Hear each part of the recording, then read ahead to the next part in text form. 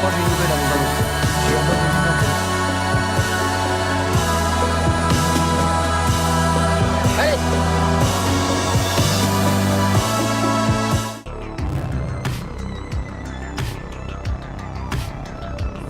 今天我们要讲一篇庄子的故事。话说混沌。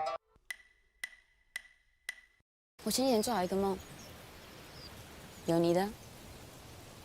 不知道为什么会变这样多。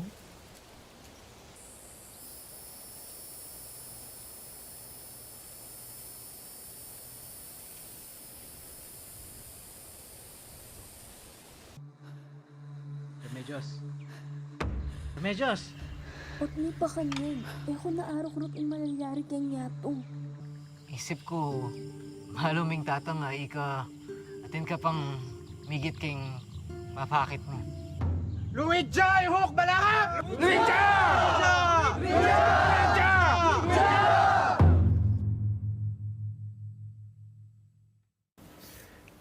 Gimana kalau kita sebutkan nama anjing itu sama-sama di hitungan ketiga? Oke. 1,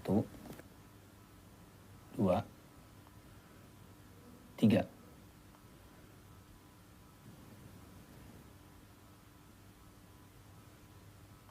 El nombre de un indio bravo el día que naciste. Tú eres Julie y vas a ser el mejor bailarín del mundo.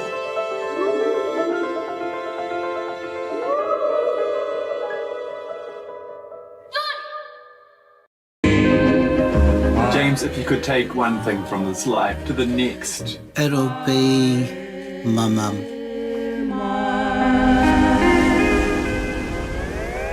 This world you don't catch me in a nutty. 没错，就是沙巴。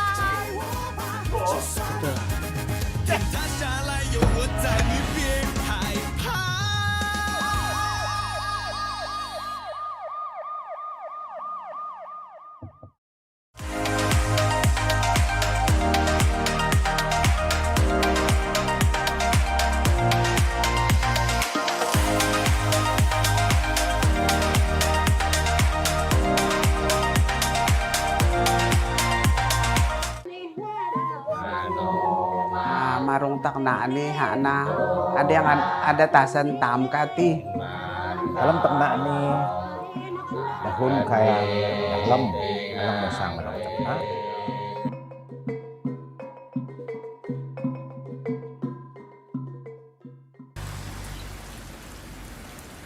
Then after that, Pakistan we left the school and we come here, Madras. Madras. Do you say Madurai?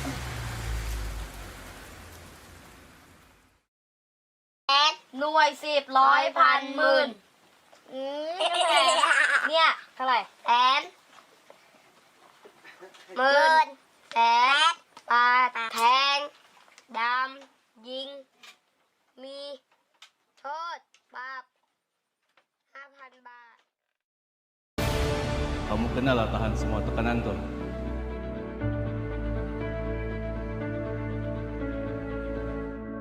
Kau buat yang terbaik.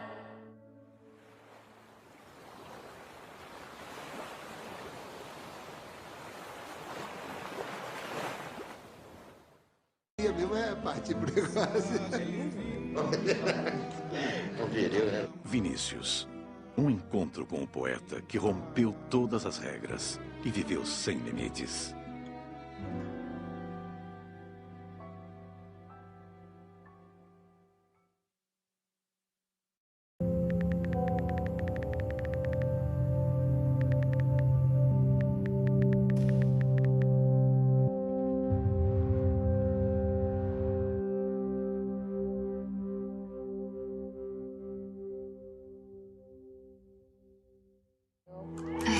I told you so many times already, right? Common sense.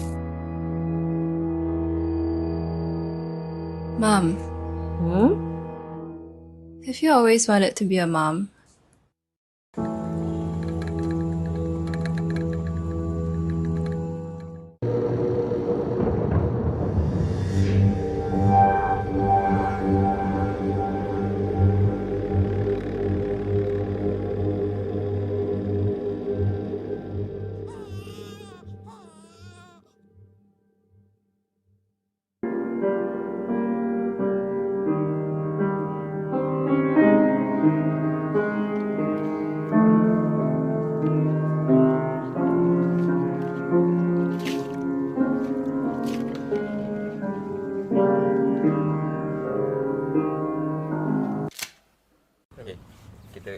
Try lagi Okay. So, position aku okay? Okay. Kiri sikit. Okay, ready? Okay, ready. Camera rolling. Action.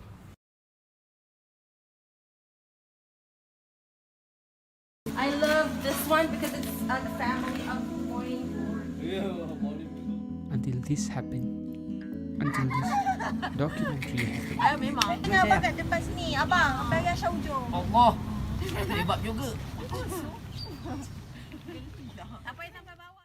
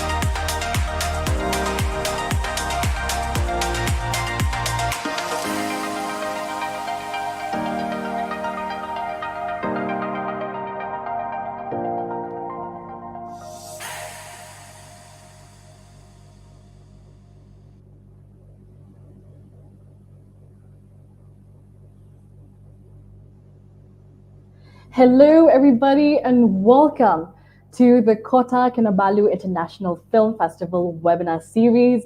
My name is Jasmine, and I am the festival manager, but tonight I will be your moderator for this session.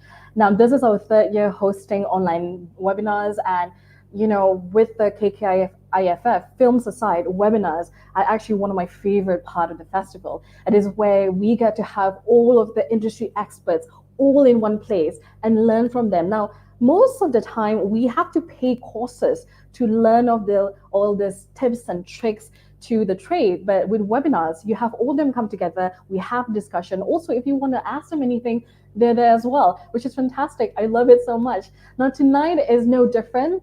We have 4 amazing panelists here, and their films are also selected for this year's KKIFF. And tonight's session, if you're wondering what the title is, it is called Indie Films, Sex, Pregnancies and Pontianaks. If that title does not catch your attention, I don't know what will be, because again, I'm super excited. I'm quite nervous, but I'm more excited than I am nervous. Now, if you miss, we will be going on tonight's session. Will be going on until 9:30. Let's say if you can't watch the whole thing, don't worry. We will have the recording of tonight's session on the KKIFF Facebook page as well as YouTube page. So you're not going to be able to miss anything. If you missed 2 of our previous webinars, they're all there as well. Yeah, without further ado, we have a stellar lineup. Like I said, 4 incredible filmmakers whose films are in the KKIFF. Like to have all of them here. There you go. Do we have Christopher here as well?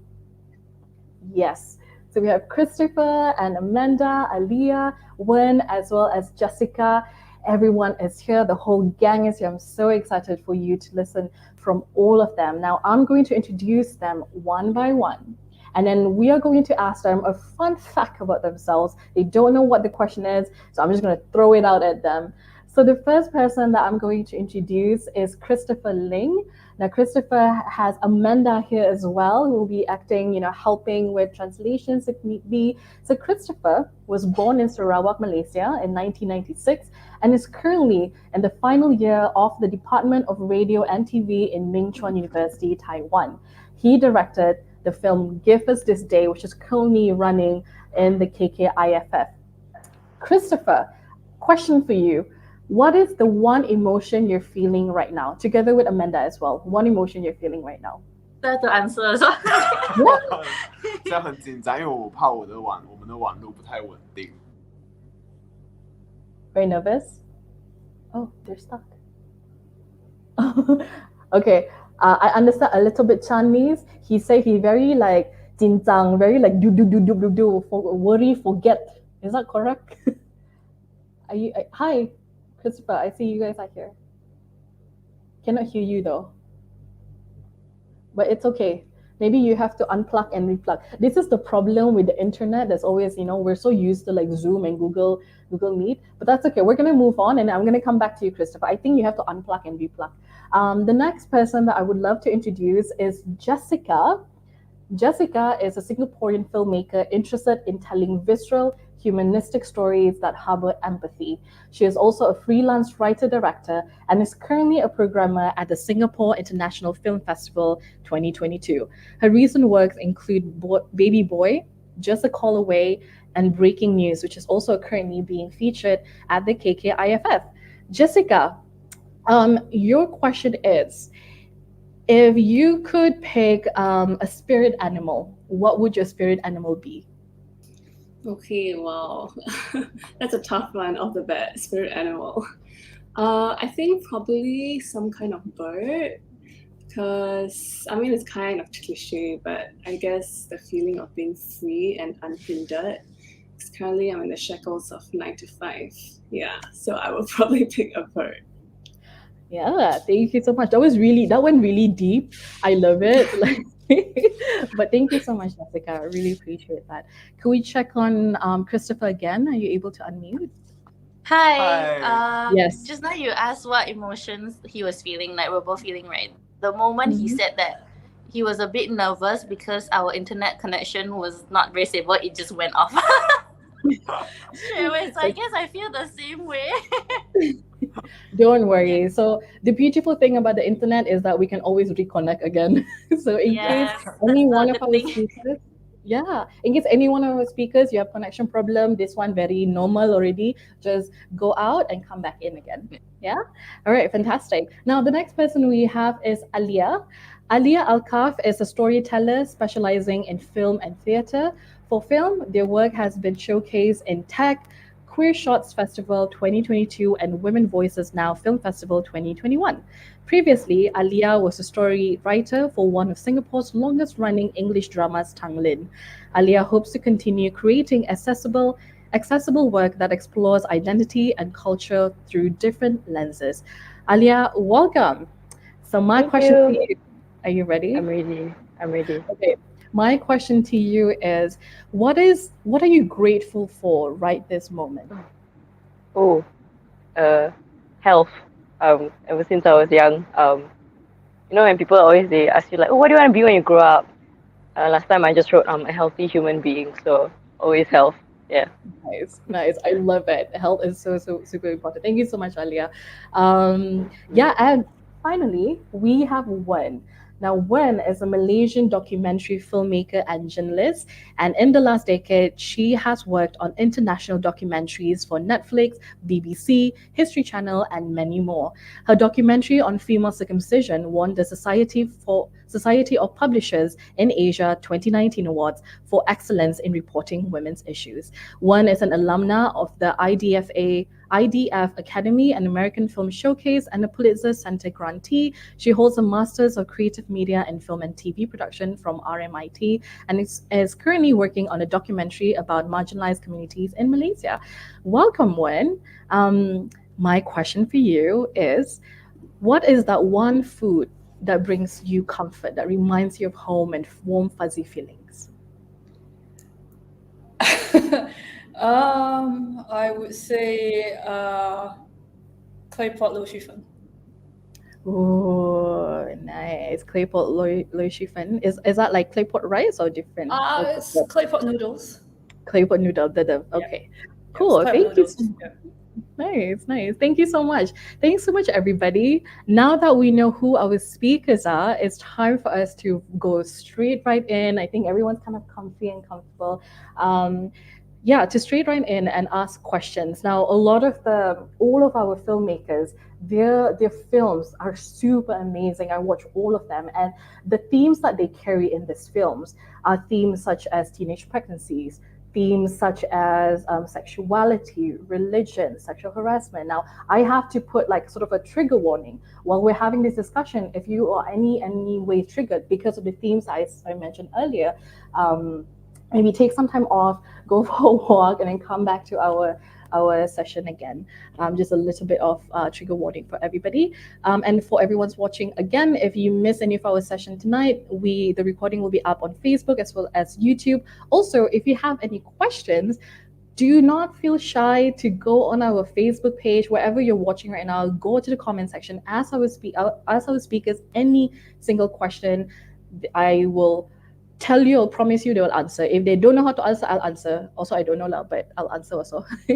Okay, now, speakers, my first question to you is, tell us a little bit of your films, and the reason being is because tonight, all of our questions, we are basing it on your films tonight. So it'll be really cool for all of our viewers to know a little bit about your film. Maybe we'll start with Alia.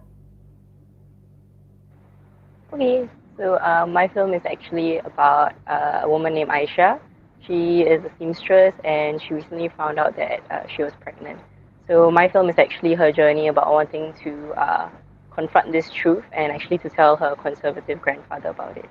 But there's an unsuspected visitor that comes in. Visitor, spoiler alert, is Pontianaks. Yeah, basically. That's my film. Thank you so much, Alia, which is why our title is inspired by Alia's Pontianak. But thank you so much, Alia. Next, we have Wen. Tell us a little bit about your film. My film is The Boys Club, and it's actually based on my personal experience of facing sexual harassment, bullying, and misogyny in the media industry. Thank you so much, Wen. It's a very, very powerful documentary. I was watching it with my mom, and my mom was just like, oh, what is happening? So it's very, very powerful. Next, Jessica. Hello, my film is titled Breaking News, and it's about an 18-year-old girl with an unexpected pregnancy who is wrestling with whether to break the news to her mom. And I guess the story came on the heels of some women who had gone through abortions, and they were sharing their post-abortive stories with me. Great, thank you so much, Jessica. Finally, Christopher, what is the inspiration? What is your film about? 我刚才没有讲到，就是先跟大家说一声不好意思，因为我怕我的英文程度不太好，然后所以请 Amanda 帮我做一个翻译，就是担心我的表达，让我表达可以比较好一点点。Firstly, he wants to apologize first because he feels that his English isn't that great for him to speak by himself. So I'm here to help him 然后这部片是其实我们是去年7月拍，然后那时候其实还没有特别想要拍一个什么样的东西，那就是把当时候对一些社会观察就把它总整理起来。So this film was actually filmed last year in July. During that time, there wasn't any specific thing that he wanted to film, but he was just analyzing society and societal problems, and then just gathering all the information, and then to like form this story lah. 然后 Give Us 是讲一个女生，她在不能够因为 COVID 的关系不能够回国继续深造的时候，处理一些自己非常私人的感情。那我就觉得这个故事主要的大纲大概是这样子。So the general gist of Give Us is about this girl. Because of COVID, she couldn't return to where she was studying, which is overseas in China. And during that period, she used that time to just sort out personal relationships and the problems that she had. Yeah. 大概是这样子。Yeah, that's basically it. Yeah. Thank you so much, Christopher. And thank you so much, Amanda, for being a savior to Christopher as well. Yeah, thank you so much, everybody. I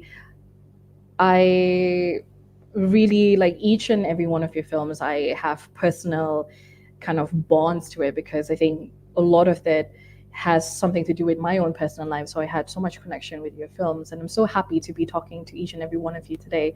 Now, I know that some of you talked about inspiration behind your film, and some of you haven't. I think Alia, what was the inspiration behind your film? Why did you choose to focus on the specific theme or topic, especially when discussing issues faced by women? So for me, it was quite interesting. So this was my final year project in university, this film. So it actually started like maybe about 3 years before that. I was actually writing a paper basically comparing like Korean horror and like Asian, specifically like Malaysian and Singapore horror. And then I was basically tracing like the depiction of women within horror and Asian film. And then so for Singapore and Malaysia is the Pontianaks. So I was really envisioning why is this seen such through a patriarchal lens? And then from there, I thought, what if we subvert that? So we still play along the tropes, but what does it mean for me to show what a Pontianak means? So I was trying to think like, what if this Pontianak was actually a woman like looking for love rather than out for revenge, which is so common in all the depictions. In some depictions, caveat, some depictions out there, yeah. Yeah, I enjoyed the twist at the end. I'm not going to spoil it. So to those who haven't watched it, you have to watch it. One, what was your inspiration behind your film? Why did you choose to focus on this theme or topic? Well, I mean, even though, The Boys Club is my personal story, the experience itself, I think it's not unique to me alone. Many other women also have been in the same situation as me. And, and when I look at it, the events in my film, it did not happen overnight. It was systemic harassment and bullying over a period of years, and attempts to silence women whenever we try to speak up. And even though I did talk to certain people when it happened, I wasn't empowered to speak up in a larger sphere or public setting. And through my work, reporting on gender issues, reporting on sexual assault and violence, I met other women survivors who shared their stories with me, and unknowingly they actually gave me the courage to tell my story. So I would really say that it was these brave women who shared their stories with me who inspired me to in turn tell my own story.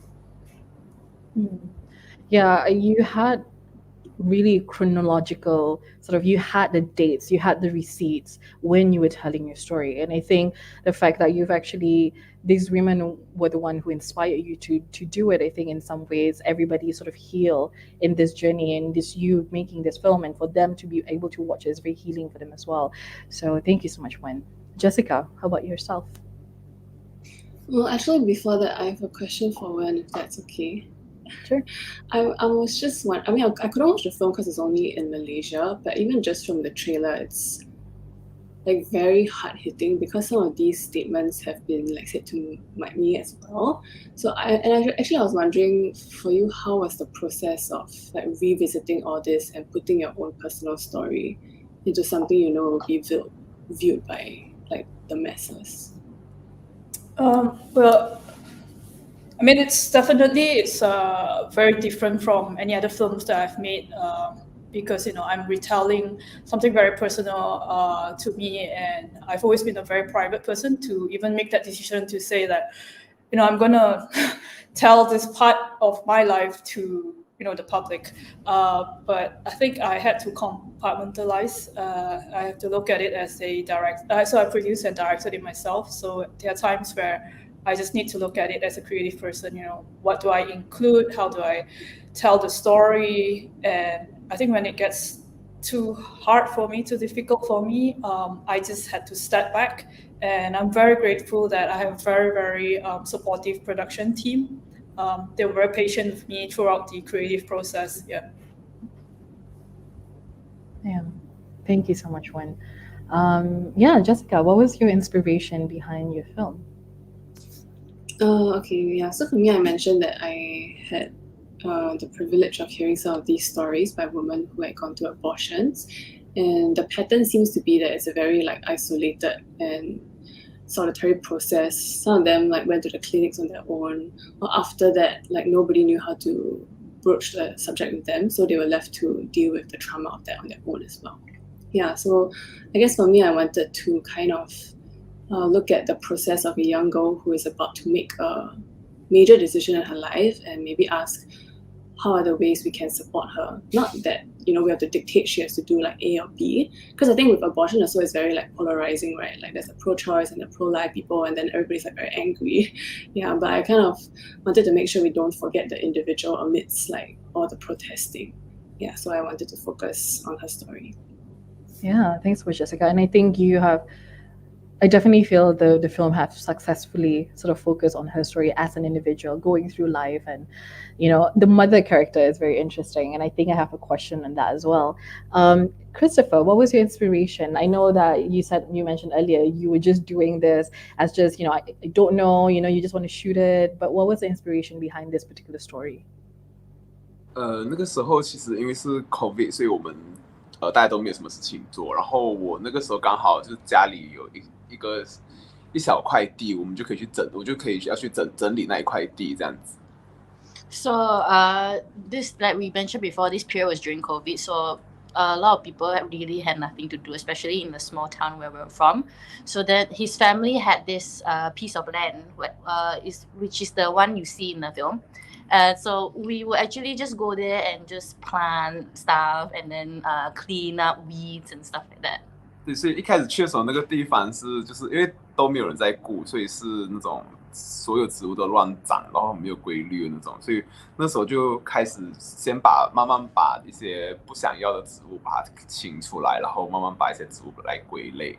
So at the start, the whole place was quite chaotic because you had like weeds growing out everywhere. You had unwanted plants here and there. So we went there to slowly clean up and then slowly divided the space into what we want it to be.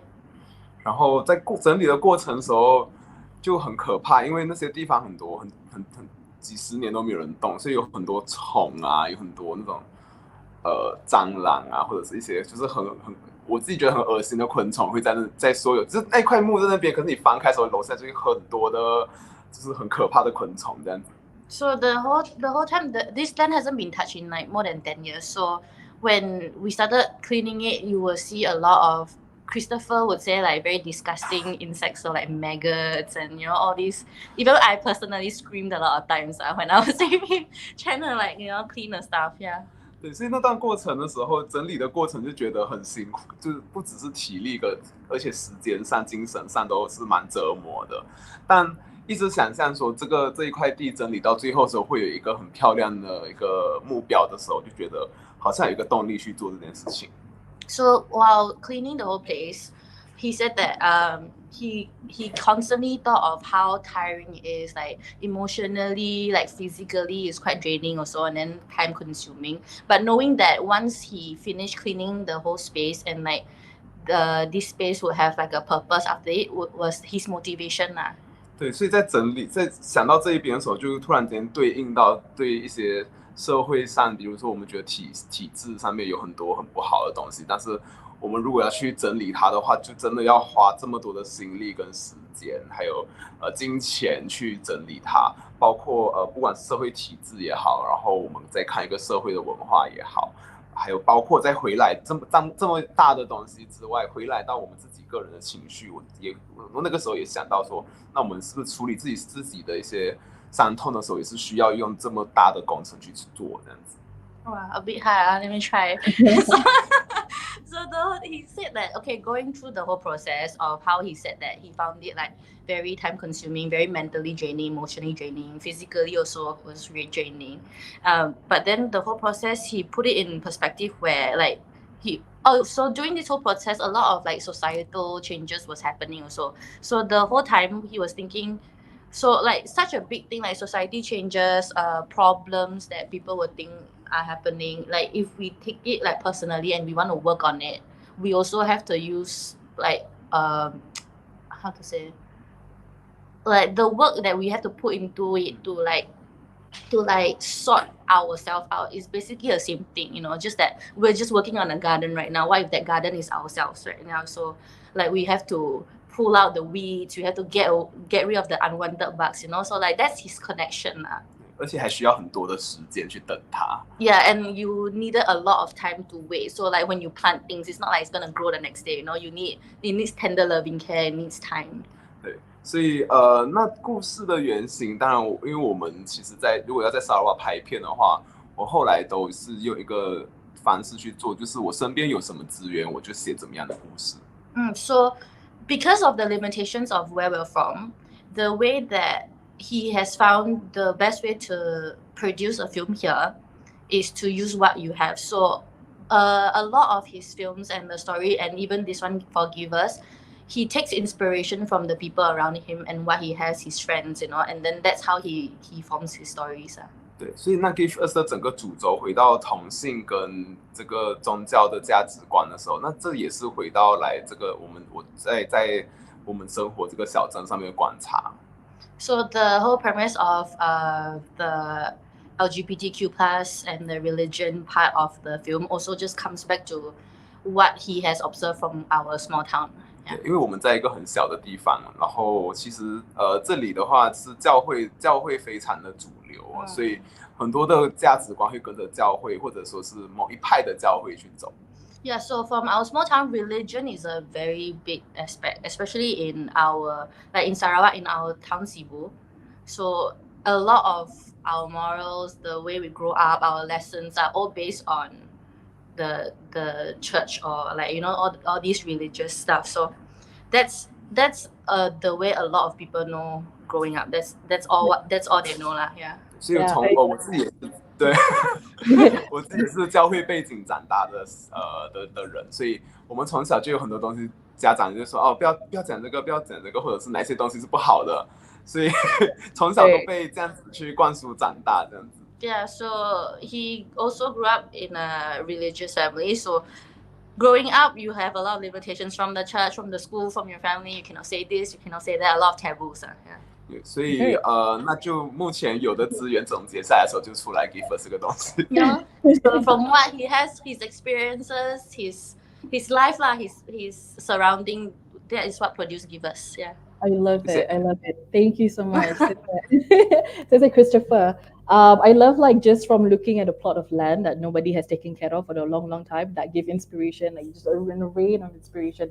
It definitely shows that wherever you are, whatever you're doing, even without the thought of doing a film, it gives you inspiration to create a film. Thanks so much, Christopher. So I would love to bring our first film question to Wen. Now, Wen, your film The Boys Club features a powerful and vulnerable look into your own personal story and experience of being harassed, which unfortunately is all too familiar for a lot of women. Why did you choose to tell your story I know you mentioned a little bit just now, but why did you choose to tell your story? And what was that experience like, being the subject of your own film and putting yourself in such a risky situation, or of potentially losing your career, losing your job, but also highlighting the problems within the filmmaking industry, which is a male-dominated industry? Well, thank you for the question. I get this question a lot about putting myself at risk by telling my story. But I think I really like to look at it from another perspective. Why is it that it is not safe for women to speak up? What are we doing as a society? I think we need to ask ourselves, are we doing enough to provide a safe space, not just for women, for anyone, any survivor to speak up? And what do we do to support those who speak up? And also ask ourselves, are we going to remain silent on the perpetrators?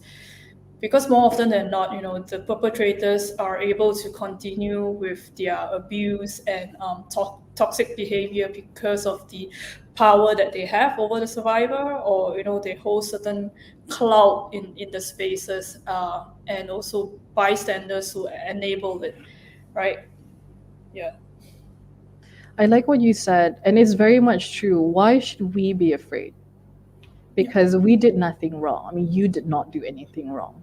It is the perpetrators who are wrong, and yet we are the ones hiding. And you said that also in your film. Why should we? I think I can't remember if it was you or someone that you were talking to. Like, why should we go into hiding? Why can't we stand up or speak? There was a superior who told me, that I shouldn't be the one in hiding. So I think that I mean, when she said that to me, obviously, it's not like overnight snap, and I'm like, I'm gonna do this. But it took time. It was a process for me to reach a point where I just felt what the perpetrators did was just way too much, and I'm like, you know what? I'm done with this. I'm gonna talk about this. I'm not gonna be silent anymore, because, like you said, it affected my career, and I just knew that, if I just remain silent and not speak up, I don't think I can live with myself, especially when I'm reporting on, gender issues, social issues. And I guess I gotta walk the talk, right? Yeah, no, and you did walk the talk. You did, and I think it really helps a lot of people. I mean, when I was watching that, I was inspired myself, because I've had my fair share of just, all these different things. So thank you so much, Wen. The next question goes to Jessica. Jessica, you mentioned earlier about, when it comes to teenage pregnancies or unwanted pregnancies, unintended pregnancies, a lot of the times people will feel alone. Society is quick to judge teenagers, especially girls, for not being careful enough or being too promiscuous or slutty. And there aren't many stories that humanize them. Breaking News, however, did the opposite. You actually talk about the girl's journey of how she was going through all of this. So we really get to know her as a person, and we really delve into the complicated and often lonely experience of the girls. In your opinion, how can we as a society or as family members best support those who are going through this really scary and very lonely journey? Yeah, I mean, I think before I met actual women, the topic of abortion remains like as a topical level. But then when you actually have a woman sitting across you at the table and sharing a story, then that suddenly becomes more real. And I guess there are different degrees of support as well. I mean, I think I understand that not everybody has the immediate grasp on how would I support someone if my friend were to tell me that she's pregnant. Or we also pose the question to some mothers, like if your daughter told you that she was pregnant. Yeah, but I guess the first and most obvious thing is to allow them space to narrate their story without any preconceived judgment on what they should do next or why they were in this situation. Yeah. because I think there's a certain kind of grief, right? Like finding yourself in a place that you didn't ask to be in, and the enormity of like what looms before you now, and all the different kind of decisions that you make that might change your future like forever, whether you have the child or not. Yeah, so I think it's to just allow them space in that grief and to sit with them. And I think after that, it's to, if they so choose to explore the options that are before them. I think there are like differing cases. For some women, like when they wanted to have an abortion, I think the medical procedures weren't explained thoroughly to them. So they did not actually know what would happen to their bodies until they're on the table. Or like afterwards, you have to deal with like the bodily reactions that come with it. And then, of course, for women who want to keep the child, then we need to ask ourselves, like, how is the community going to rally around her? Because whether you are like pro-life or pro-choice, the end result is that you can't just win the battle on the decision, but like forsake the aftermath when, whether you have abortion or not, you're still going to need like care from the community. Yeah, so sometimes I think we're too busy like fighting that one battle, making sure that the decision is made to our preference, like our moral preferences, and then we forget that, there's still that aftermath that we have to like rally around someone.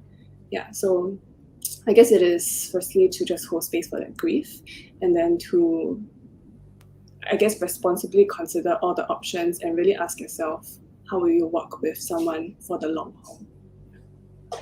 Yeah, I mean, all of these steps are very, very important. I think more often than not, we think that, when someone is facing a big issue, such as having unwanted pregnancies, the first thing we will think like big things, like, okay, we need to go to like this clinic, that clinic, that clinic. But sometimes just being able to just sit down with them and sit in that grief, just really hold space with them, have so much power as they sort of collect themselves and, doing whatever. And then I like what you said, responsibly choose, have a decision, choose your decision, do next. And the aftermath, especially as well, the aftercare, the aftermath of everything, I think is very important. A follow-up question to you too, Jessica, is I'm not too sure what the age of the protagonist, but it looks like she was quite young, maybe in secondary school. You featured a scene in the beginning where she was alone and in the clinic looking for options to terminate her pregnancy. What are the laws around abortion in Singapore? Can those under 18 just walk freely into the clinic without parental supervision, or can anybody get an abortion in Singapore? I guess there are certain barriers to abortion. If you're under 16, you have to sign a consent form, and you also have to go for like mandatory counseling. So there are varying degrees of like counseling as well. So this one is like mandatory if you're 16 and below. I guess like the biggest obstacle to abortion, and it is multifaceted. Like firstly, it's financial. Of course, it's like really expensive. But secondly, I think like no woman wants to like forcibly remove a life that she created. But I think actually the barrier is a lot more like psychological than anything. Yeah, especially to have to go through alone, I think that is, just like blows my mind, like someone who would have to make these decisions alone. Yeah, but I guess one of the things that was mentioned in the film also is that you have 48 hours after the counseling to make your decision.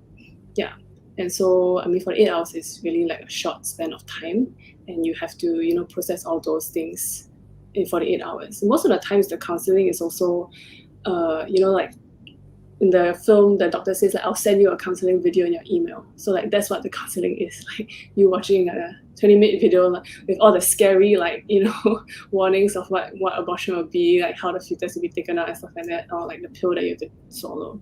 Yeah, so it doesn't like help a young girl actually consider like her options, her future, what this abortion will mean for her, and how she can still choose whatever she may choose. It really is in a way quite systematic and quite calculated. Yeah.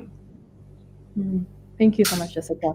I think that's really that was very insightful. I think especially with just how Singapore is like, but also just as an individual going through this whole journey and how does that look like. In Malaysia, it is actually legal to have an abortion, but you need to be the pregnancy need to be a certain period of time, and you need to prove certain things that it is very is very stressful to you as well, and there are certain rules as well. And what I understand is that the longer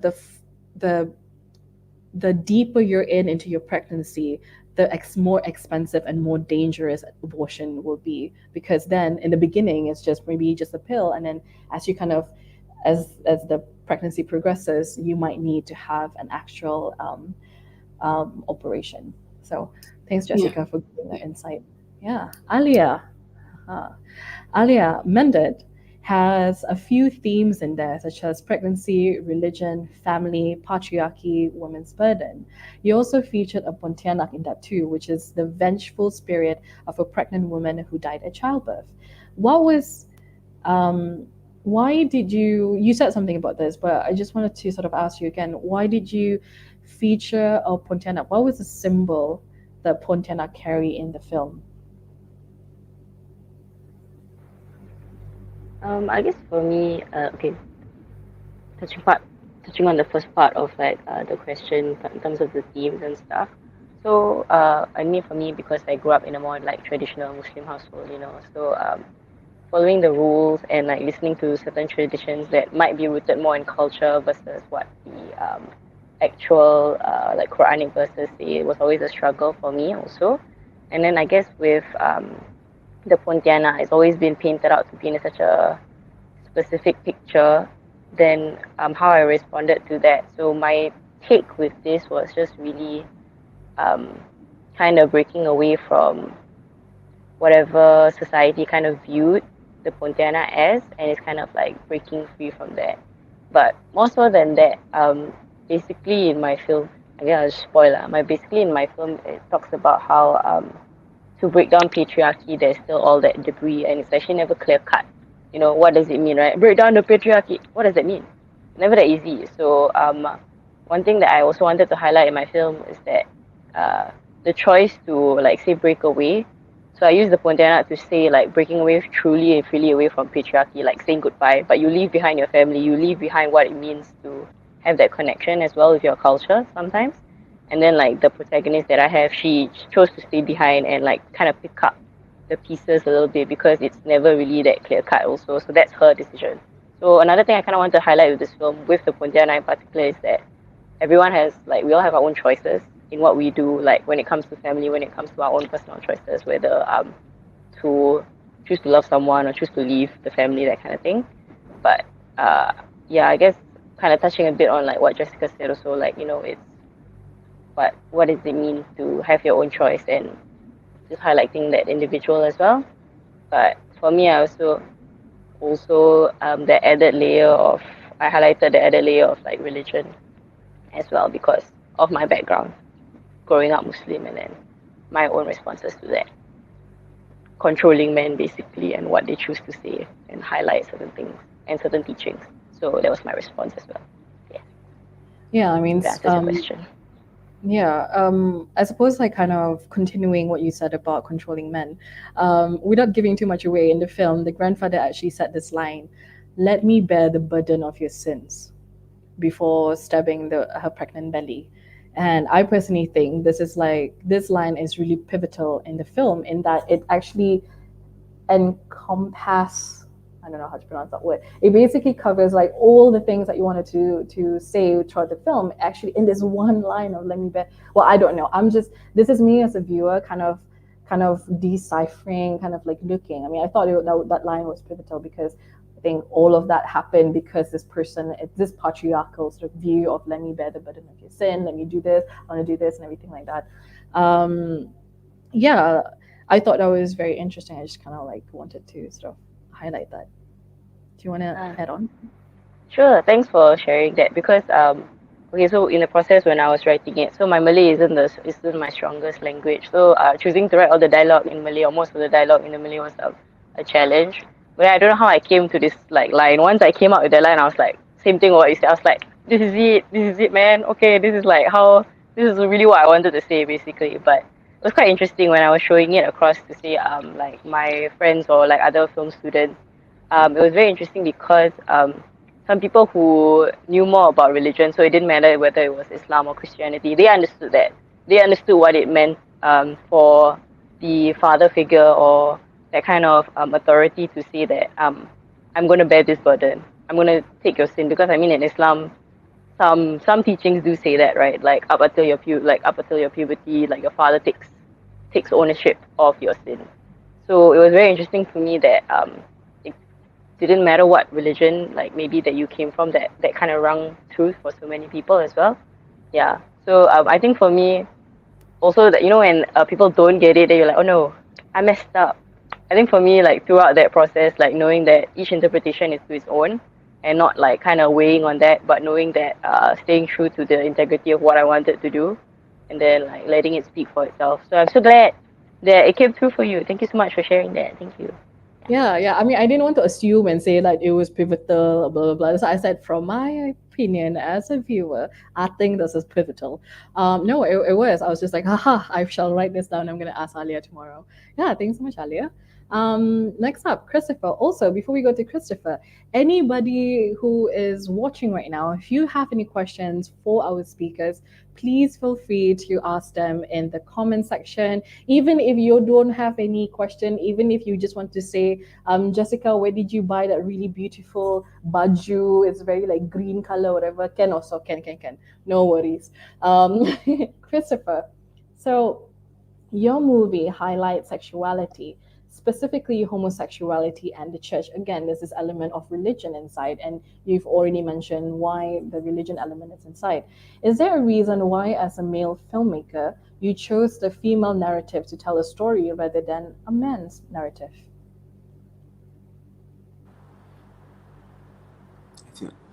当然，像刚才我讲的，就是我照着我手上有的资源来写一个故事。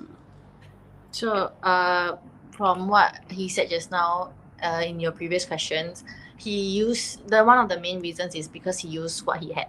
So those two girls were what he had, to start this film. Yeah. 所以第二点是这延续这一点，我们 even 在片里面用的名字都是他们本人真实的名字。So like even in the movies, the names of the actresses were the actual names. So they're in real life also called Judy and Sharon. Yeah. 所以我们在所以在写这个故事的时候，我有跟另外一个编剧朋友一起写这个故事，但是在真的跟这些演员坐下来聊的时候，我们也把这个主题聊过一遍。So when in the process of writing this film, he was also talking to another friend who's also a writer, and during the whole process, they also sat the two actresses down, and then they went through the whole storyline together also. 对，那个讨论，其实说在讨论剧本，更多是在聊，在丢一个主题出来，大家在一起在聊说大家的生命故事有没有什么类似的经验啊，或者是有没有什么感触想要讲这样子。So during that whole time, besides talking about like the storyline of the film, they also threw in the conversation of if they've had any similar experiences or if they relate to any of the topics that Chris wanted to talk about in the film. 对，因为其实剧本里面，因为我有的是女演员，所以我在角色设定上是她本来就是同性恋这个性取向。那至于是男生或者女生，就照着我手上有的演员来决定。到那个时候是这样的设定的。So 其实就是刚才讲的那样。Yeah, again. So basically, he repeated what he said. Like he used what he had. Also, like the way that he would pan out the story is based on his actors and actresses. Yeah. 那第二点的话，就是说在性别一直是我觉得很有趣的一个 subject， 因为我们在讨论性别的时候，其实要从生理上，从你的自我认同，再从你的性取向或者是等等之类的来讨论。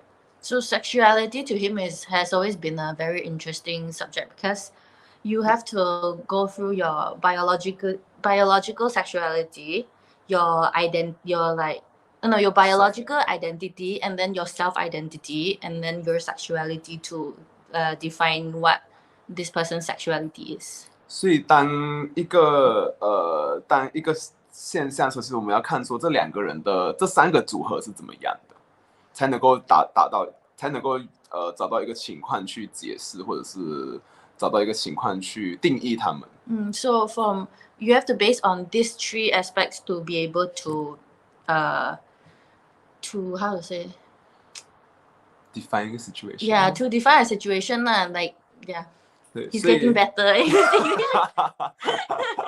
所以到这个点上的时候，我觉得不管我是男生也好，我是女生也好，那只要我在讲一个故事的时候，是很诚实的去面对它，跟很希望尽可能的是去关心，跟很诚实的去关注这个故事，我觉得那个才是更重要的。So from this, he says that it doesn't really matter if you're a guy or you're a girl, as long as he thinks that he can wholeheartedly tell this story with a truthful heart and a mature stance, then that's the most important. 因为今天社会上很多女生的议题，其实就我一个男性来说，我没有资格去参与，没有资格去站在一个受害者的角度去讲，因为我是一个男生，所以很多问题其实就我的生理性别上，我已经挡掉这些东西。So based on all the societal problems right now that has to do with women, he feels like he has no right to say, he cannot be the voice for them, because as a man, he identifies as a man. So from that point, he already took a step back. 所以，但是我可以去讨论这件事情，而且是更需要男生来做的。But he has no right to speak for them, but he has the right to discuss on this topic and to open up the subject to other people. Yeah. 对，所以就这个点上的时候，就是才会有这个故事产生。而且我也希望我们以后在讨论性别的时候，它是能够像呼吸一样自然，你甚至不用去想说我接下来要吸气还是吐气，它就是非常自然的。So from this point, he wishes that, like, this is a stepping stone, and he wishes that in the future, when people talk about sexuality, it can be as easy as breathing. You don't have to worry about what you have to say next, like if you're gonna offend somebody, if someone's gonna offend you, or you're gonna say the wrong thing or right thing, he wants it to be natural. Yeah. 但是在这件事情发生之前，还有很长的仗要打。Yeah, but before that can happen, there will be a very long war to get through. 对，是。Thank you. Yeah, there is a very long war. I think the whole kind of understanding sexuality and knowing that gender is a spectrum. I mean, the whole conversation is very much new in Asia, specifically in our region. But it's really amazing that we're all breaking these boundaries, breaking these barriers, and really bring forth more voices of all genders, especially within the queer space as well. A follow-up question to you, Christopher, is what is the main message you hope to spread through Give Us This Day to both young people and their parents or their elders? What is the message you hope to spread? 我希望大家可以更了解自己，更诚实的面对自己，然后在这个过程里面可以，当每个人都做到这件事情的时候，人跟人之间的交流就可以更流通一点。He wishes that through this process, people will, like through the film, they would be able to know themselves more, to understand themselves more, and face themselves with a truthful and brave stance. And from then, through the process, that he wishes that people will be able to have conversations with each other more naturally and just help each other out, instead of a lot of judgment. 然后当在面对伤痛的时候，我们应该更有当诚实面对自己的时候，我们应该更有勇气去拥抱我们的伤痛和我们所有不好的回忆。那再从这边找到一个方法去治疗自己。So he wishes that when in the process of truthfully dealing with yourself, that you can 你在讲什么？就是找到。So during that process, you can find the bravery in yourself to give your the hurt that you face and the bad memories that you have like a big hug lah, basically, and to embrace it as you go in your journey. Yeah. 所以可是单做到这一，我觉得当然做到这一点之后，还有很多下一步，比如说身边的人也要同时可以达到这个频率，我们才能够做到这件事情。但至少从自己先开始做，我觉得是至少是第一步的。Yeah, from this, then you will also be faced with a lot of other different problems. But this as a first step is also very important, and the people around you also have to go through this so that we can all like move forward as a society. So. Yeah, fantastic. Thank you so much, Christopher. And thank you so much, Amanda, for translating as well. Yeah, you're doing a fantastic job, I have to say. If any time I need a translator, I know what to do. Yeah, thank you so much. So the next question that I have is for everybody. So given the sensitive and, dare I say, taboo nature of your film, what has the feedback been like, and have you faced any challenges or backlash since the making or screening of your films? I guess, when? Well, so far with these screenings, it's been very supportive. Generally the feedback, but of course I feel that the people who come to the screening, it's there are certain audience, and they are prepared to engage in that kind of conversation. But my hope is that the film would actually reach the underserved audience, people who might be more reluctant to talk about this topic, or even acknowledge that sexual harassment is a problem in our society. Yeah, but so far, no backlash. No one has come screaming at me yet. What about the people that you featured in the film? I know you didn't say names, but I'm sure they know. Yeah, how they like.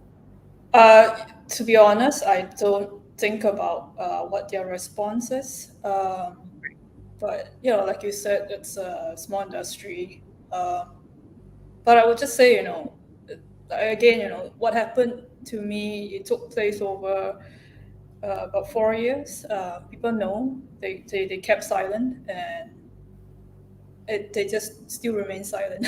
Yeah. So I don't expect that to change.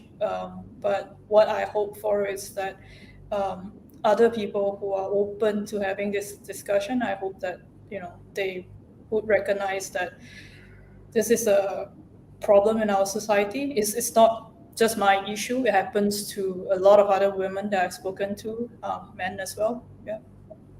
Yeah, because sexual harassment is not unique to just women alone. It's everybody, that face it. I think that's very important. That's a reality as well, unfortunately. Thank you so much, Wen.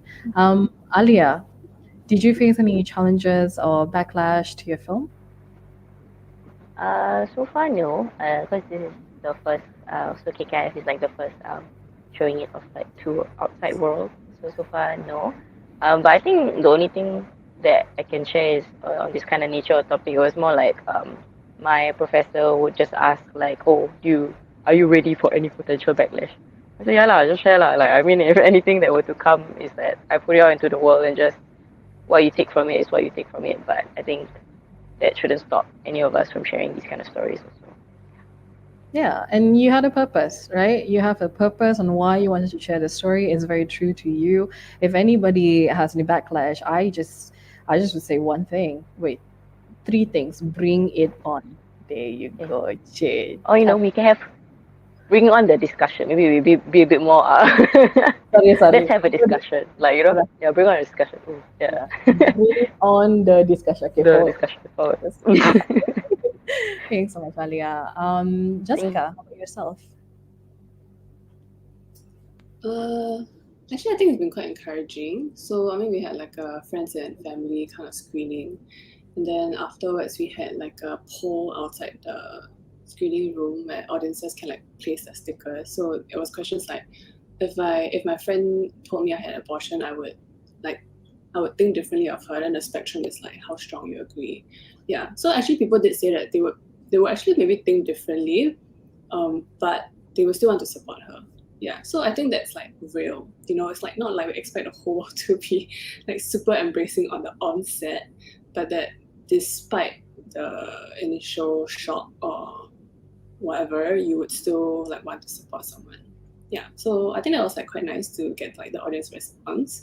And I think in conversations with people that we've had, I suppose it's like a story that is not often talked about. So if anything, they were more like curious and pretty open-minded in discussing like the position of someone like our protagonist. Yeah, and often with like these social-esque stories, I also find that it's not like you expect the whole world to change overnight on one film screening, but it's in hope that as you touch base with these topics, when the time comes for you to take a stand or for you to support that friend, or in all our stories, right, then you would have touched base enough to kind of have your opinions like formed. Yeah, so that you don't wait till you encounter the issue, then you start thinking about it, but you're actually like preemptively thinking about it already through all these encounters with like art and creative products. Yeah. I think any conversations to be had, even if, I mean, you were saying, like it's not going to change the world overnight, and that's true, but the fact that we're actually creating movement, we're actually creating a wave is important in itself. So I think your film is very important to create that movement and create that wave. Yeah, thank you so much. I had a thought just now, and it completely eludes me, but like it's okay, I'll bring it back later. Christopher, did you face any challenges while you were making this film, given that you said, I use whatever I can, and also, you touch on homosexuality, sexuality in general, and also the church. Did you face any backlash?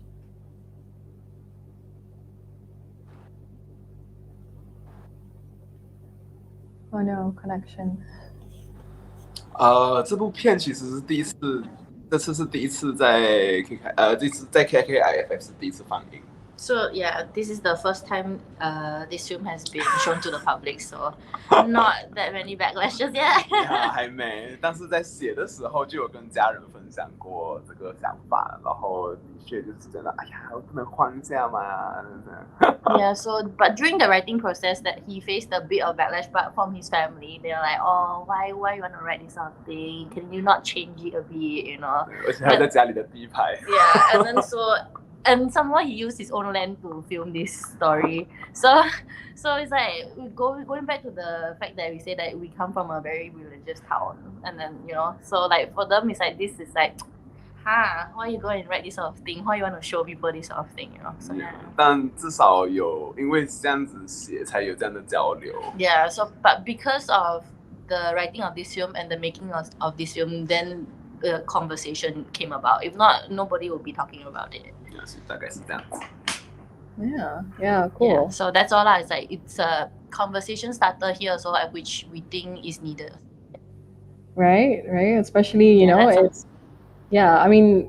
situations like this is not unique, and it's definitely not unique in Malaysia. And the fact that we're actually having this conversation, you're making a film out of it, and having this active conversation with your family as well, it's really, really empowering. So thank you so much for sharing. We do have 2 questions up in here, which I'm going to ask everybody. I'm going to bring it up. The first question, can we have the first question up? Fantastic. Now, the first question that Hidayah asked, Hidayah said, great sharing.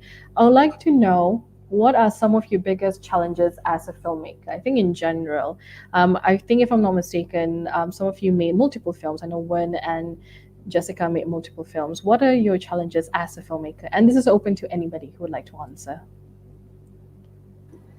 Okay, maybe I'll go first as a Malaysian.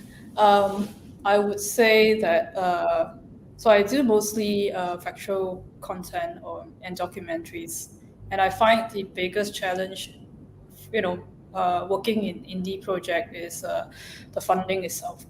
Yeah, but I won't say there's totally no funding opportunities, but it's very, very limited. Most of my independent projects, it's funded through private funders, so that's the challenge that I find. Yeah, there's a lot of stories, but no funding support. Yeah. Thanks so much, Bonnie. Jessica. Oh no, I think for me it's just like super tiring. Like, doesn't feel like you can do filmmaking long. I don't know how like the older generation filmmakers still continue. But yeah, I mean it was like my first narrative. I also do more documentaries actually. And I find that like making a narrative is like building a Jenga tower. Like if you have one block missing, like everything can come crashing down. It's like super exhausting. I don't know how y'all narrative filmmakers do it. Like I was exhausted and collapsed on like day 2 of shoot already. So yeah, I think it's the exhaustion that just comes from like your creative labor. Tiring. Yeah, I bet. I mean, I do sort of film. I do video editing on the side, for YouTube for fun. That in itself also I very tired already. It's only like 3 minutes, and y'all are doing more than 3 minutes, 5 minutes, 10 minutes or more. So I really am really inspired by the amount of work and effort. I'm sure it's really, really tiring, and hard work, a lot of hard work. Alia, Christopher, do you guys have anything to add? 那我先。然后我觉得第一个是拍片的过程，其实在想的时候就已经本身就蛮累的，因为你要一直不断问自己问题，说我到底喜欢什么东西，我到底想讲什么东西，我到底能够讲什么东西。那本身就是认识自己的过程很累。So the first thing is the filmmaking process itself is already very tiring because you are constantly asking yourself questions like what do I like, what do I want, am I trying to say, what am I trying to portray, like basically the process of getting to know yourself.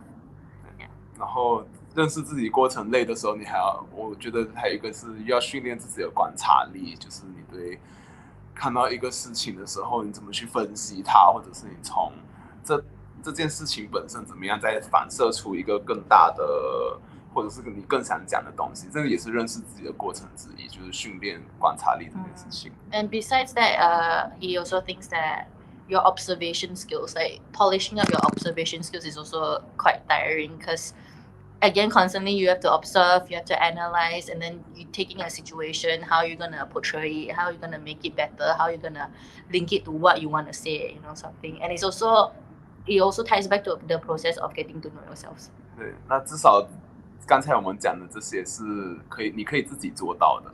And yeah, but the two that he previously said is ones that you can still do it on your own, 那接下来自己完全不能控制的就是机会这件事情。Yeah, and the one thing that you cannot control is the opportunity. Yeah. 那你认识到的人，你的 crew 能不能跟你在同一个 channel 上面？那当然，如果今天你的 budget 多少，你有没有足够钱？如果今天有足够的funding的话，你是不是可以去 hire 这些 crew？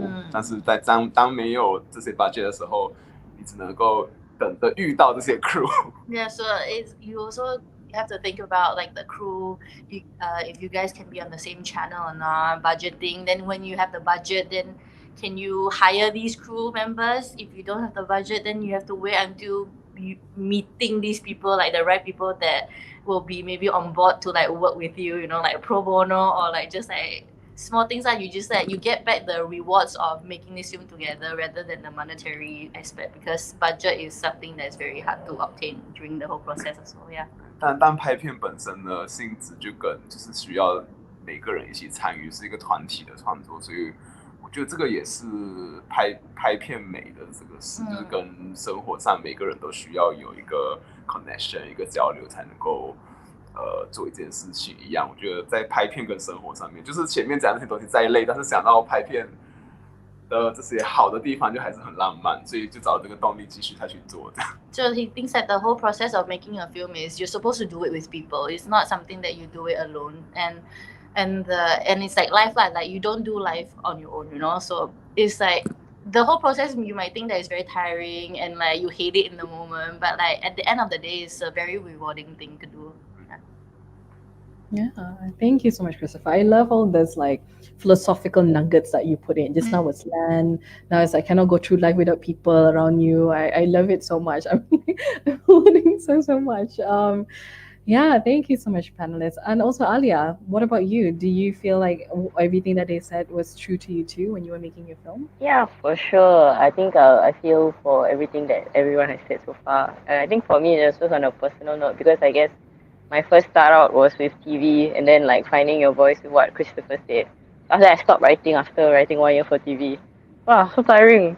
I don't know what's my own voice. I just write whatever they tell me write. Then like, okay, what's my own voice after that? And a journey of finding that again. And I think for me, because I have made a conscious decision to not continue video as a like video production or film as a career because I need the headspace and the money.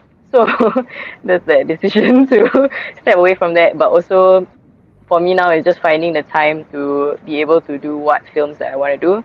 So now is that because I just started my first other job after university, so it's that finding that time to be able to do what I want. So with that headspace if I want to do a narrative. But now I'm like doing a documentary, but then it's in Malaysia. Then I live in Singapore, so it's like on the weekends that I have to go like every month. Yeah, so that's tiring but I love it so do it when on my free time. Yeah, so passion go for it, guys. No money, but can lah, can. Which part do you have to go? Which part of Malaysia do you have to go from Singapore? Okay lah, in JB lah. So and then I have family here, so they help me out and stuff. Yeah, so cause like it's a document. Never mind. It's like never mind. I have my family here, so it's easier. Like it's easier for me because I have like a place to stay. I have like I'm privileged enough with this nature of the work that I have people here. So like yay. Yeah, because otherwise no money and then no money some more because you have to think about accommodation. Betul. Thanks so much, Alia. We have a second question for everybody. Let's bring that up. Let's see. Great. So, what keeps you guys motivated to produce films, and what do you consider as your greatest achievement to date? And this is a fantastic question, I suppose, like because just now we were talking about biggest challenges, right? But why does it keep you motivated? Jessica, you got like 3 films under your belt, and just now also I cannot already. Okay, but what motivates you to keep doing what you do? I don't know why. I think you I guess we are like compelled by film. We're not like rationally convinced to like stay in it. I mean, if we were, then we would not be here, I suppose. And I know that's a very romantic way of thinking about it, but I think, yeah, at heart, I believe that there is always going to be a story that nobody else would tell if you don't tell it, or at least nobody would tell it the way you do. And I suppose film is just the medium that we have chosen to share this story. Yeah, so I think there's always the pressure, like when people ask you like, oh, what's your next project? Like, what's the next thing you're working on? Yeah, but I think for me, it's like I have to like live life first before I can like make a next film. Because if not, then I'm just thinking about the product itself. But it's more like as you live life, then you just receive things that you feel compelled to like tell. Yeah. My greatest achievement so far is buying a new sports equipment today that was very difficult to get my hands on. So I think I'm just living life day by day. Yeah. I have a question for you, Jessica. So you said like you feel really pressure whenever someone asks you, when's your next project, right? So what do you wish they asked you instead? Sort of randomly threw that at you. Yeah. I guess about the current story law. Yeah, instead of like looking to what's the next one going to be immediately. Because I mean like with what Wen shared, so like the work is never done. Yeah, so if you can extend the shelf life of your film and the conversation surrounding that, I think that is more meaningful than like looking to the next like shiny new thing. Yeah. Because most of the time people are like, okay, like you done already now, okay, now on to the next one, right? But then actually we did this, you put so much effort and thought into it, it's just, it'll be very like sad if we just finish it and then that's it, the conversation ends. So to be able to continue the conversation is very important. Great.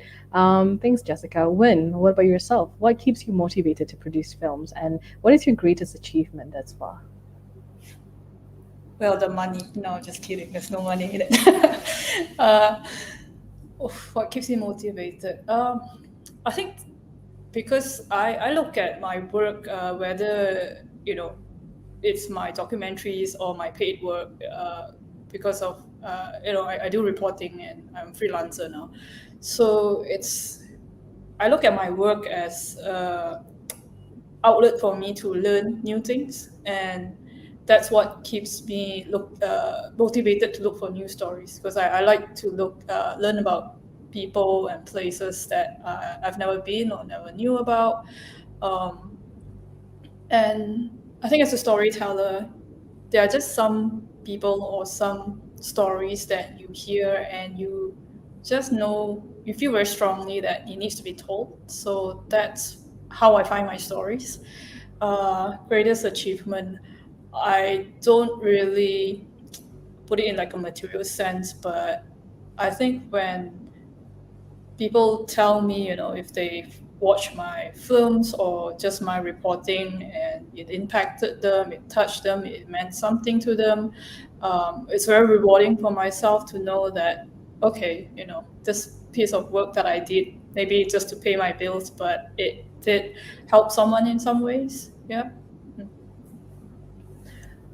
Thanks, Wen. I have a follow-up question to that. And my question is regarding your documentary. Was the making of the Boys Club, did it become sort of like a healing journey for you, or was it kind of like all these sort of feelings and emotions kind of crept up again, or was it more of a healing for you? As I mean, it is a healing process. I would say that, from the moment I decided to make it, write the script, produce, to having the world premiere. But the world premiere was in Busan. I was not there, so I don't know how people's reaction was to it. But we did screen it here in a private screening, and I think as every time there is a screening and I present the film, it gets a bit better for myself. Like like you say, yeah, it's a healing process. It was not as terrifying as how it was in the beginning, but yeah, it is the process. Yeah, I like to think, and I think this is something that I've heard as well. I mean, there's something healing about sharing your story. I think sharing the pain, sharing the discomfort, and this is very much true to me too. I think when I faced something similar, but of course, I faced something similar, and for the longest time, I felt very shameful of what I faced. It wasn't until I shared to people what I was going through and really put a name to what it was that I was going through, and really acknowledging how detrimental it was to my mental health and to my well-being, was I able to then heal, because I wasn't giving that power anymore over myself. I was taking control. I was empowering myself as I shared the story and knowing that I wasn't alone. So there's power in sharing our stories. Thank you so much, Wen. Alia, what keeps you motivated, and what's your greatest achievement? What keeps me motivated? I just like doing it, just do it, because it's my fun work. So, I mean, for me, I do film and theatre as like indie productions, because that's when I get like the freedom to do what I want. So a lot of it is like the resource that I give is my time, and then there's no like, after that there's nothing lah, right? It's just after that my time, and I enjoy it. So but it's also the connections that I have with people. Who am I making it with, and that also keeps me going, because I have, when you find people that you want to make good work with, or like work that you enjoy with, that's what keeps me going also, because it's kind of like you don't just hang out and then like go for dinner, but you're doing it together. So that always brings me back, I think, one of the reasons. Greatest achievement to date, such a big question. Don't have breathing until now, that's I think my greatest achievement now. So yeah, I think yeah, I don't see life like, oh, this is my greatest achievement. My greatest achievement will always be changing, I think. Yeah. Nice. Thank you. Christopher, philosophical question. Answer, come.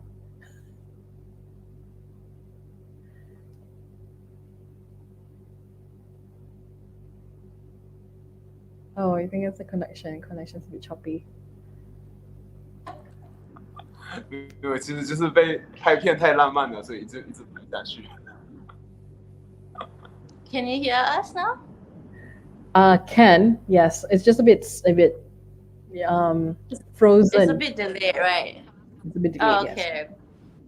But yeah, Chris said that filmmaking is just very romantic for him. That's like that's his motivation lah. Like yeah.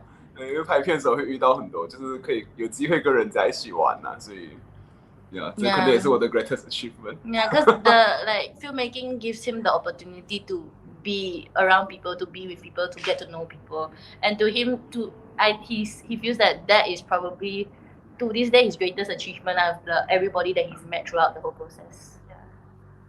I love it. It's so wholesome.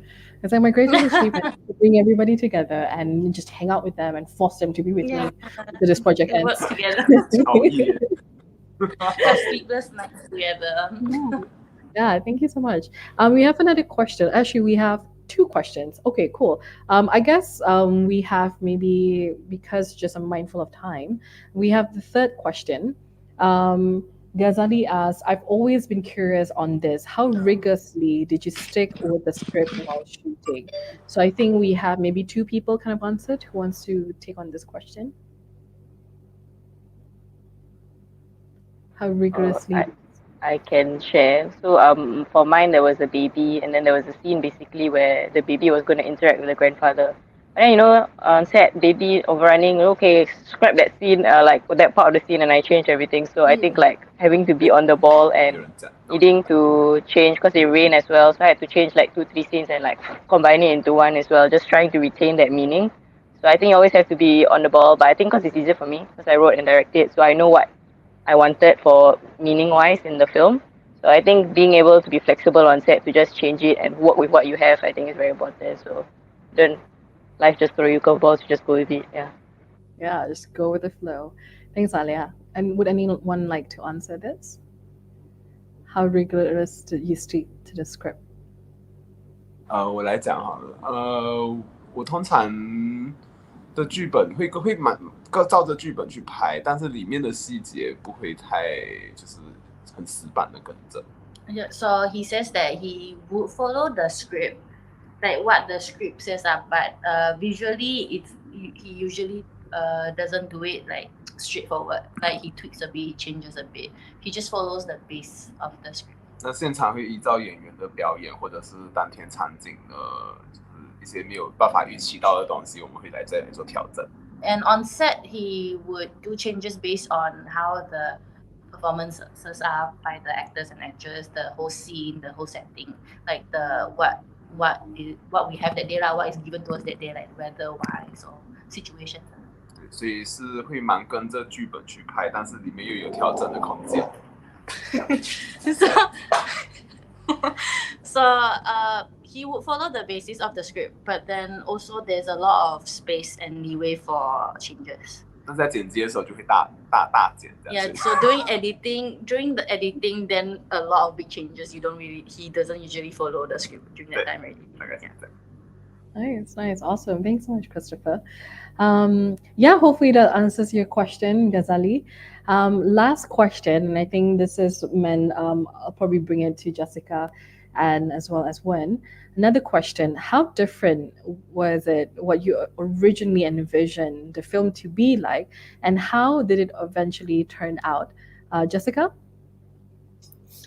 Yeah, I guess it's kind of similar, both questions. Actually, an interesting story was we were like planning it quite tight, right? And then I started to feel very uncomfortable because I just felt like it was too neat. So like 2 days before shoot, even though like we planned blocking and everything, my DP suddenly said like, oh Jess, maybe we should just shoot everything handheld. Yeah, so it was like a curveball. But I feel like it was a very cathartic one because I felt like, okay, then, everything is thrown out the window and I feel like I can breathe. So that's actually what we did. Yeah, and I think similar to Chris also, it's in the edit that things change a lot. So actually the structure of the story is very different from how it was on script. And I think that's like where the joy of collaborating comes in. So same thing, we had like cut precise to script and I just felt like, I just didn't feel right. Yeah, so I remember that day in edit, I just asked my editor like 3 questions. Like, I can't remember exactly, but something like, what would you like take out brutally? What is a different way you would start the film?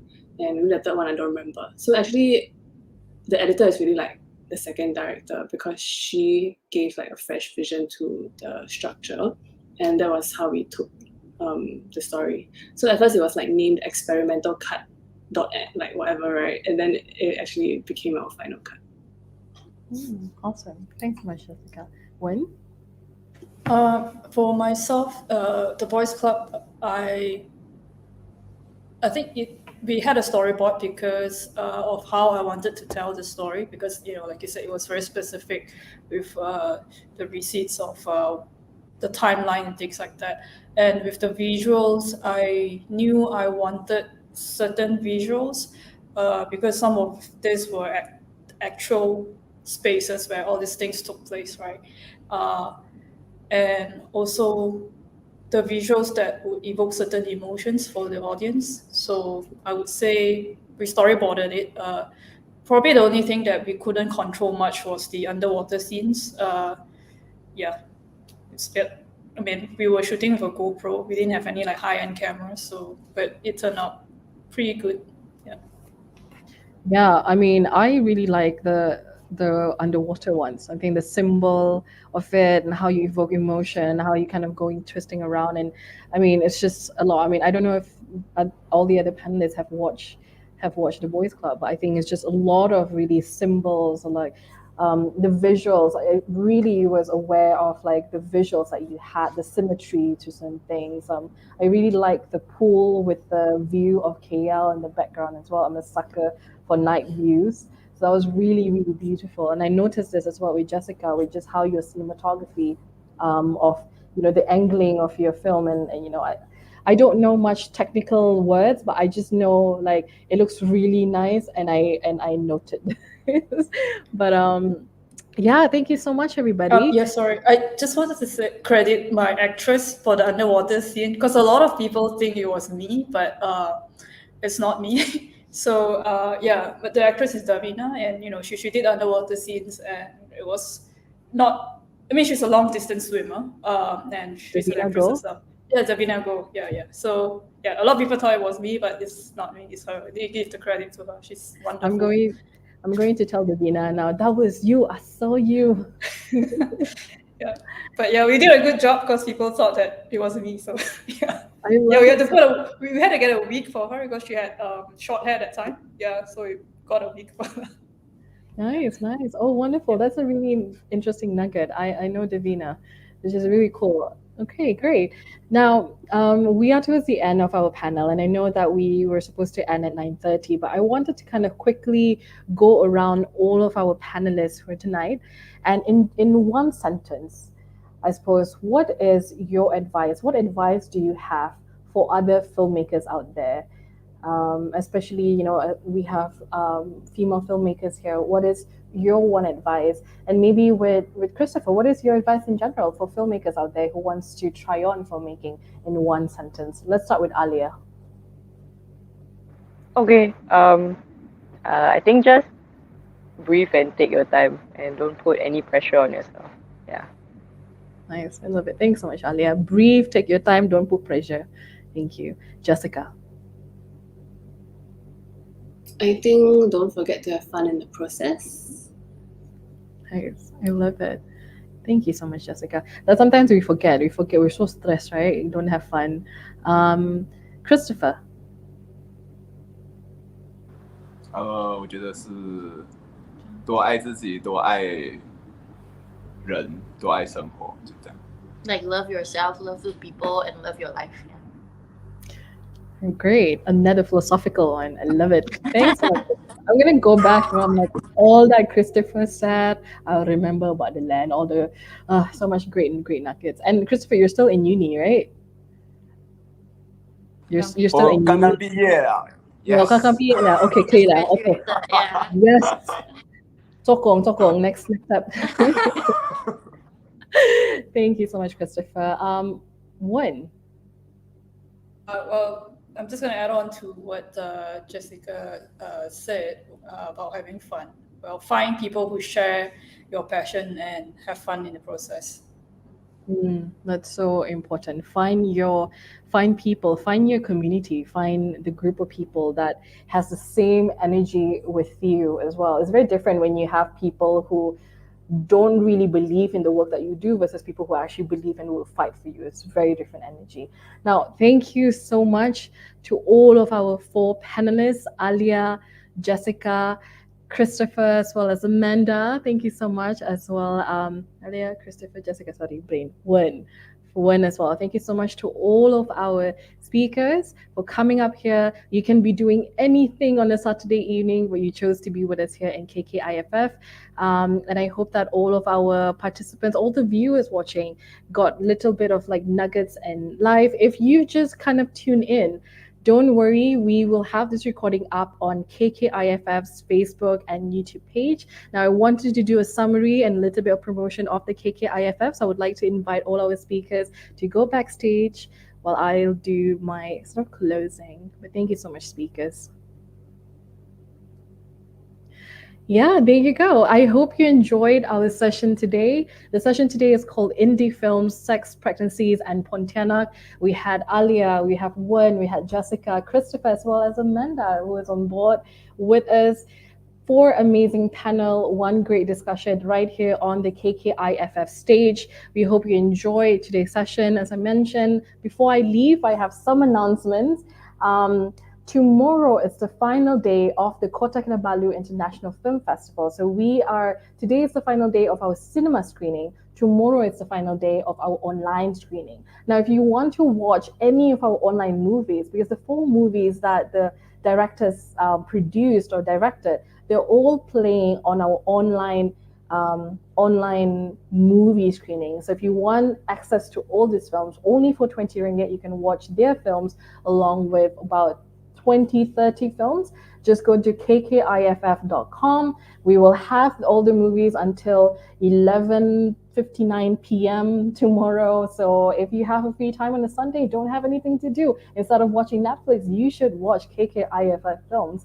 Also, if you are a festival goer, if either you watch our films in the cinema or our films online, you can join us for the KKIFF Film Quiz Day happening tomorrow. We have 2 sessions, 1 o'clock and 2 o'clock. If you book or you bought tickets from us, you will get an automatic email to tell you where to register to be part of the Zoom quiz day that's happening tomorrow. You don't want to miss this out. It's really exciting. It's really fun. We have some vouchers, which is really cool.